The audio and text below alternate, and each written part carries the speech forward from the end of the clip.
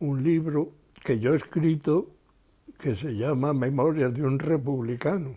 La razón de escribirlo no fue que yo era que mi hija, la que vive aquí al lado, me dice, mira, resulta que ella estaba entonces, cuando estaba, ya regresamos a España, me dicen algunos amigos que te conocen y tal, que has hecho tal cosa, y yo no sé lo que has hecho, ¿no? Entonces, a ver si me explicas qué es lo que has hecho. Entonces yo empecé a escribir.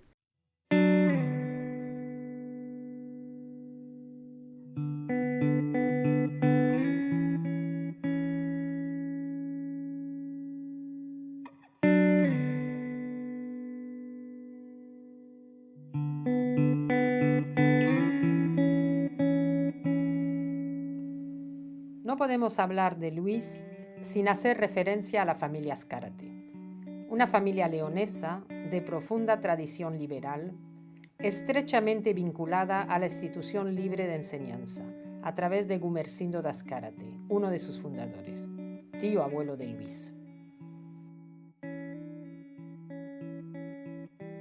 Su abuelo era Cayo, coronel del cuerpo de ingenieros. Dos hermanos casados con dos hermanas, que además eran primos entre sí, pues sus madres, Delfina, esposa de Cayo y madre de Patricio y Pablo, y Teresa, casada con Manuel Diz y madre de Amelia y Cruz, eran a su vez hermanas.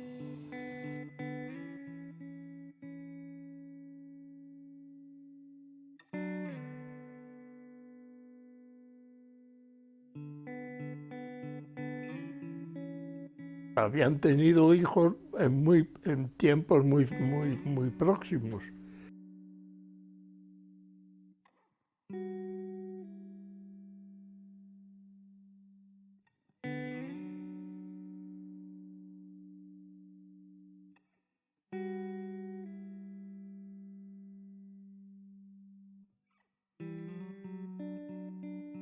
Todos los veranos nos juntábamos.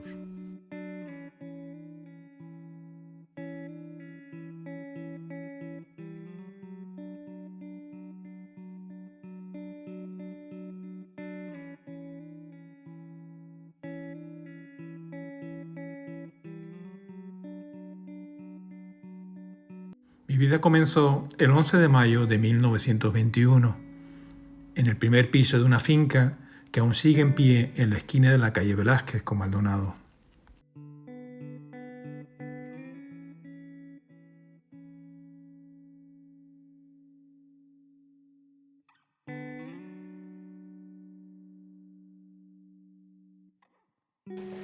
Lo primero que hacíamos era ponernos en alpargatas y a recorrer el pueblo, a buscar a nuestros amigos del pueblo. Lo que menos estaba yo era en esta casa, y los demás pues íbamos pues a hacer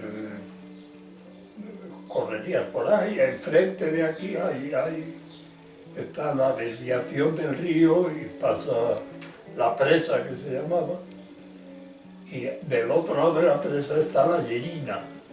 La Llerina era un prado comunal, donde iban a pacer pues, todo el ganado de los vecinos, de vacas, ovejas, lo que fuera, pero en general no ovejas, porque las ovejas se las llevaba al pastor, pero burros y tal. Nosotros aquí tenemos un burro que se llamaba el Voluntario. El Voluntario. Que dicen que era un burro inteligente porque había sido burro del cartero.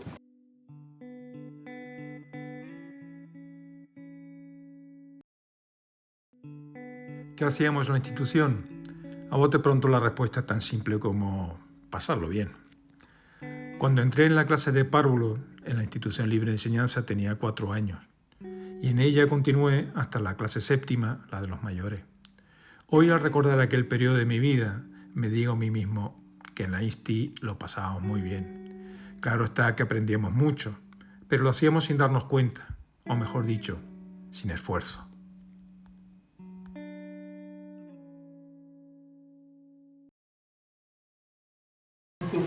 No había exámenes.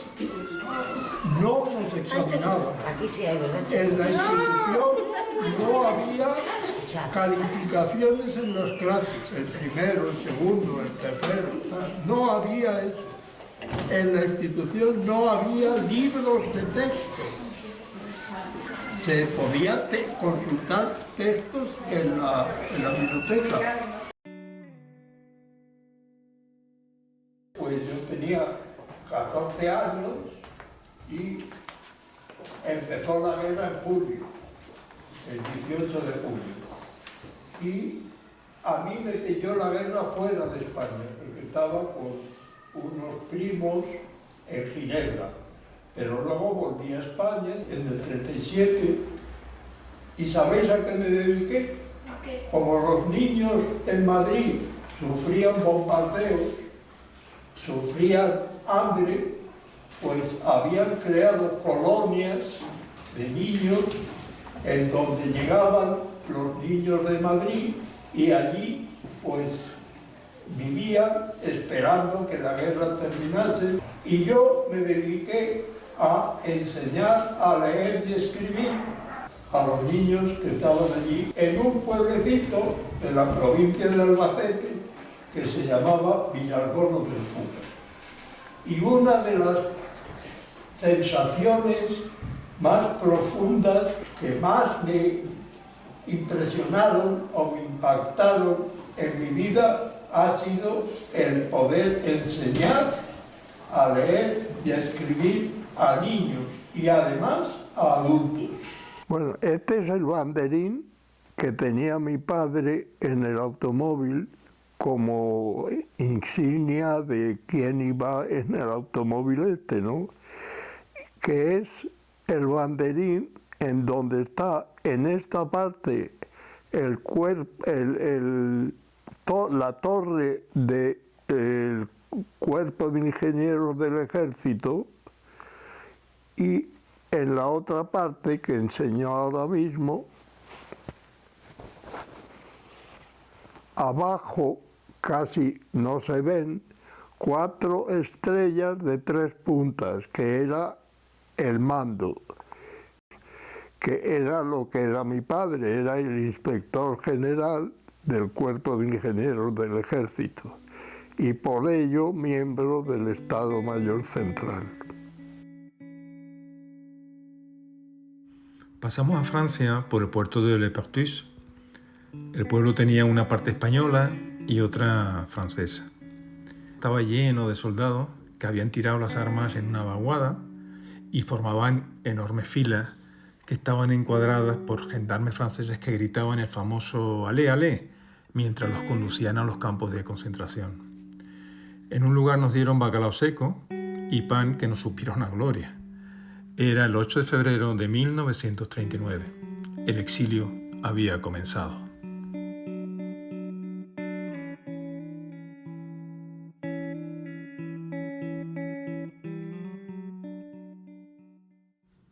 Yo tenía bastante relación con la sociedad mexicana, estudiante como era de la Escuela Superior de Ingeniería Mecánica y Eléctrica. Más tarde, ya en mi etapa profesional, actuaba como cualquier ingeniero del país, pero mi integración siempre topaba con la obsesión por regresar a España, para participar en la lucha antifranquista. En la JSU me propusieron que me trasladara a Francia para incorporarme a la actividad estudiantil. Llevarla a cabo implicaba abandonar mi trabajo en la Confederación Federal de Electricidad, dejar a mis padres e irme a vivir con mi familia de París. Mi primo Pío y Vida, su novia, habían decidido casarse. Yo andaba en noviado con María Román, una estudiante de arquitectura a la que había conocido en Toulouse, pero no teníamos dinero para una boda, así que decidimos que aquella boda sería también la nuestra. Al caer el sol, nos metieron unos camiones militares y nos llevaron a Estrasburgo. Después el convoy se dirigió hacia la zona soviética de ocupación, en Alemania, y allí nos dejaron. La ciudad más cercana era Dresden. El 5 de marzo de 1953 murió José Stalin. La conmoción en todo el mundo fue enorme y personalmente también lo sentí mucho. En una ocasión, un amigo que había vivido durante años en la Unión Soviética me dijo que Stalin había matado el socialismo. Creo que tenía razón. Tras la celebración en 1954 del quinto Congreso del PC, el partido animó a regresar a España a todo aquel que no corría riesgo de ser detenido. Fernando Claudín me lo propuso y ambos decidimos emprender la aventura.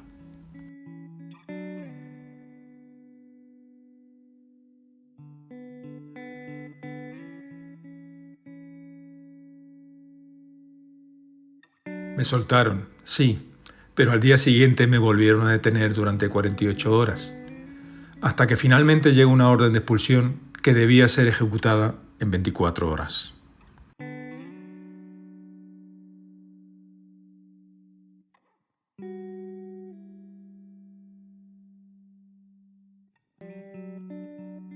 En varias ocasiones me habían animado a marcharme a Cuba, donde al parecer necesitaban técnicos.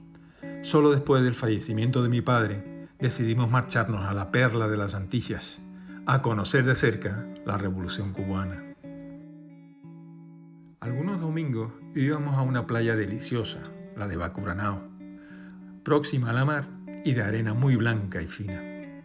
Los 10 años que viví en Cuba trabajé para Mecoma, empresa consolidada de construcción de maquinaria, cuyo cometido fundamental consistía en desarrollar y orientar toda la actividad industrial en la isla. En uno de mis viajes a Francia, me ofrecieron empleo y me aseguraron que lo de mi expulsión se podía arreglar. Luego, a la hora de la verdad, todo se quedó en agua de borrajas. Afortunadamente, por medio de un amigo, pude encontrar trabajo en Orán. Nuestra estancia en Argelia tocaba a su fin. Mi objetivo en aquel momento era vivir en España, en esa España democrática que tantos sacrificios y vidas había costado. Nos subimos al barco que debía llevarnos de Orán a Alicante. El exilio había acabado.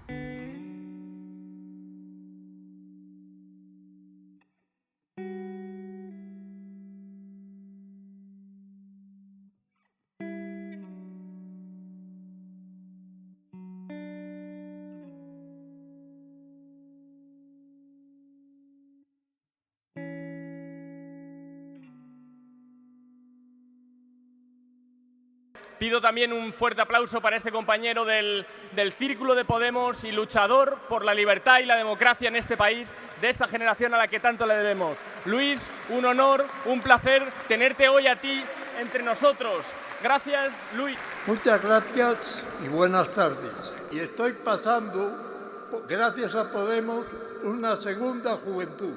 El 15M fue la primera manifestación política de las generaciones que yo he llamado las generaciones de la esperanza. Y sois vosotros, las generaciones de la esperanza, junto con otras generaciones como la mía, no tan jóvenes, pero que también sabemos y podemos hacer muchas cosas todavía. Vosotros nos han dicho que el movimiento proviene de Bolivia o de Venezuela, pero todas esas son mentiras y falsedades. Las raíces verdaderas de Podemos se encuentran en la historia de España, en las luchas del siglo XIX, en María Pineda, en las luchas del siglo XX, en la represión,